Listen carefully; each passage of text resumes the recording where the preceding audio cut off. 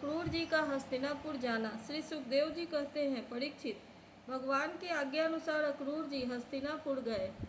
वहाँ की एक एक वस्तु पर पुरुवंशी नरपतियों की अमर कीर्ति की छाप लग रही है। वे वहाँ पहले धृतराष्ट्र, भीष्म, विदुर, कुंती, बाहलिक और उनके पुत्र सोमदत्त, द्रोणाचार्य, कृपाचार्य, कर्ण, दुर्योधन, द्रोणपुत्र अश्वत्थामा, युधिष्ठिर आदि 5 पांडव तथा अन्य इष्ट मित्रों से मिले।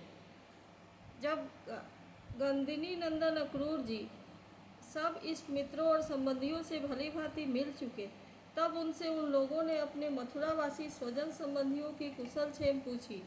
उनका उत्तर देकर अक्रूर जी ने भी हस्तिनापुर वासियों के कुशल मंगल के संबंध में पूछताछ की। परीक्षित, अक्रूर जी यह जानने के लिए कि धृतराष्ट्र पांडवों के साथ कैसा व्यवहार करते हैं, कुछ महीनों तक वहीं रहे। सच पूछो तो धृतराष्ट्र में अपने दुष्ट पुत्रों की इच्छा के विपरीत कुछ भी करने का साहस नहीं था। वे शकुनी आदि दुष्टों की सलाह के अनुसार ही काम करते थे। अक्रूर जी को कुंती और विदुर ने यह बतलाया कि धृतराष्ट्र के लड़के दुर्योधन आदि पांडवों के प्रभाव, शस्त्र कौशल, बल, वीरता तथा विनय आदि सद्गुण देख देख कर उनसे जलते रहते हैं। जब वे यह देखते हैं कि प्रजा पांडवों से ही विशेष प्रेम रखती है, तब तो वे और भी चिढ़ जाते हैं और पांडवों का अनिष्ट करने पर उतारू हो जाते हैं। अब तक दुर्योधन आदि धृतराष्ट्र के पुत्रों ने पांडवों पर कई बार विषदान आदि बहुत से अत्याचार किए हैं और आगे भी बहुत कुछ करना चाहते हैं। जब अक्रूर जी कुंती के घर गए, तब वह अपने भाई के पास जा बैठी। अक्रूर जी को देखकर कुंती के मन में अपने मायके की स्मृति जग गई और नेत्रों में आंसू भर गए। उन्होंने कहा, प्यारे भाई, क्या सभी मेरे माँ बाप, भाई बहन, भतीजे, कुल की स्त्रियाँ और सखी सहेलियाँ मेरी याद करती हैं? मैंने सुना है कि हमारे भतीजे भगवान श्री कृष्ण और कमल नयन बलराम बड़े ही भक्त वत्सल और शरणागत रक्षक हैं। क्या वे कभी अपने इन फुफेरे भाइयों को भी याद करते हैं? मैं शत्रुओं के बीच घिरकर शोकाकुल हो रही हूँ। मेरी वही दशा है जैसे कोई हरिणी भेड़ियों के बीच में पड़ गई हो। मेरे बच्चे बिना बाप के हो गए हैं। क्या हमारे श्री कृष्ण कभी यहाँ आकर मुझको और इस अनाथ बालकों को सांत्वना देंगे? श्री कृष्ण को अपने सामने समझकर कुंती कहने लगी, सच्चिदानंद स्वरूप श्री कृष्ण, तुम महायोगी हो, विश्वात्मा हो और तुम सारे विश्व के जीवन दाता हो। गोविंद, मैं अपने बच्चों के साथ दुख पर दुख भोग रही हूँ। तुम्हारी शरण में आई हूँ, मेरी रक्षा करो, मेरे बच्चों को बचाओ। मेरे श्री कृष्ण, यह संसार मृत्युमय है और तुम्हारे चरण मोक्ष देने वाले हैं। मैं देखती हूँ कि जो लोग इस संसार से डरे हुए हैं, उनके लिए तुम्हारे चरण कमलों के अतिरिक्त और कोई शरण, कोई सहारा नहीं है। श्री कृष्ण, तुम माया के लेस से रहित परम शुद्ध हो। तुम स्वयं परम ब्रह्म परमात्मा हो, समस्त साधनों, योगों और उपायों के स्वामी हो तथा स्वयं योग भी हो। श्री कृष्ण, मैं तुम्हारी शरण में आई हूँ, तुम मेरी रक्षा करो।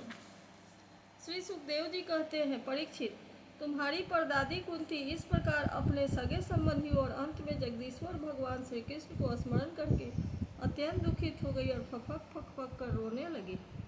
अक्रूर जी और विदुर जी दोनों ही सुख और दुख को समान दृष्टि से देखते थे। दोनों यशस्वी महात्माओं ने कुंती को उसके पुत्रों के जन्मदाता धर्म, वायु आदि देवताओं की याद दिलाई और यह कहकर कि तुम्हारे पुत्र अधर्म का नाश करने के लिए ही पैदा हुए हैं, बहुत कुछ समझाया बुझाया और सांत्वना दी। अक्रूर जी जब मथुरा जाने लगे, तब राजा धृतराष्ट्र के पास आए। अब तक यह स्पष्ट हो गया था कि राजा अपने पुत्रों का पक्षपात करते हैं और भतीजों के साथ अपने पुत्रों का सा बर्ताव नहीं करते। अब अक्रूर जी ने कौरवों की भरी सभा में श्री कृष्ण और बलराम जी आदि का हितैषिता से भरा संदेश कह सुनाया। अक्रूर जी ने कहा, महाराज धृतराष्ट्र जी, आप कुरुवंशियों की उज्जवल कीर्ति को और भी बढ़ाइए।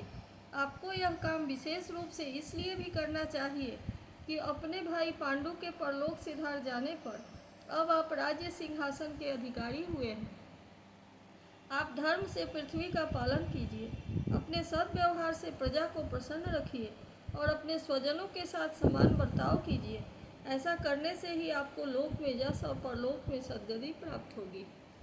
यदि आप इसके विपरीत आचरण करेंगे तो इस लोक में आपकी निंदा होगी और मरने के बाद आपको नरक में जाना पड़ेगा। इसलिए अपने पुत्रों और पांडवों के साथ समानता का बर्ताव कीजिए। आप जानते ही हैं कि इस संसार में कभी कहीं किसी के साथ सदा नहीं रह सकता। जिनसे जुड़े हुए हैं उनसे भी एक दिन बिछुड़ना पड़ेगा ही। राजन, यह बात अपने शरीर के लिए भी 16 आने सत्य है। फिर स्त्री पुत्र धन आदि को छोड़कर जाना पड़ेगा। इसके विषय में तो कहना ही क्या है। जीव अकेला ही पैदा होता है और अकेला ही मरकर जाता है। अपनी करनी धरनी का पाप पुण्य का फल भी अकेला ही भुगतता है। जिन स्त्री पुत्रों को हम अपना समझते हैं वे तो हम तुम्हारे अपने हैं। हमारा भरण पोषण करना तुम्हारा धर्म है। इस प्रकार की बातें बनाकर मूर्ख प्राणी के धर्म से इकट्ठे हुए धन को लूट लेते हैं। जैसे जल में रहने वाले जंतुओं के सर्वस्व जल को उन्हीं के संबंधी चाट डालते हैं। यह मूर्ख जीव जिन्हें अपना समझकर अधर्म करके भी पालता पोसता है, वे ही प्राण धन और पुत्र आदि इस जीव को असंतुष्ट छोड़कर चले जाते हैं। जो अपने धर्म से विमुख है, सच पूछिए तो वह अपना लौकिक स्वार्थ भी नहीं जानता। जिनके लिए वह अधर्म करता है वे तो उसे छोड़ ही देंगे। उसे कभी संतोष का अनुभव न होगा और वह अपने पापों की गठरी सिर पर लादकर स्वयं घोर नरक में जाएगा।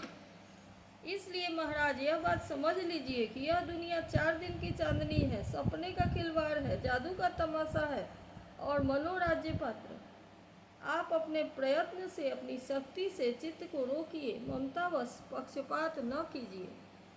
आप समर्थ है, समत्व में स्थित हो जाइए और इस संसार की ओर से उपराम शांत हो जाइए। राजा धृतराष्ट्र ने कहा, दानपते अक्रूर जी, आप मेरे कल्याण की भले की बात कह रहे हैं। जैसे मरने वाले को अमृत मिल जाए तो वह उससे तृप्त नहीं हो सकता, वैसे ही मैं भी आपकी इन बातों से तृप्त नहीं हो रहा हूँ। फिर भी हमारे हितैषी अक्रूर जी, मेरे चंचल चित्त में आपकी यह प्रिय शिक्षा तनिक भी नहीं ठहर रही है, क्योंकि मेरा हृदय पुत्रों की ममता के कारण अत्यंत विषम हो गया है। जैसे स्फटिक पर्वत के शिखर पर एक बार बिजली कौंधती है तो दूसरे ही क्षण अंतर्धान हो जाती है, वही दशा आपके उपदेशों की है।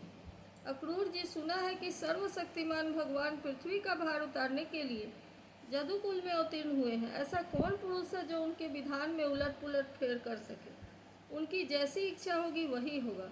भगवान की माया का मार्ग अचिंत्य है। उसी माया के द्वारा इस संसार की सृष्टि करके वे इसमें प्रवेश करते हैं और कर्म तथा कर्म फलों का विभाजन कर देते हैं।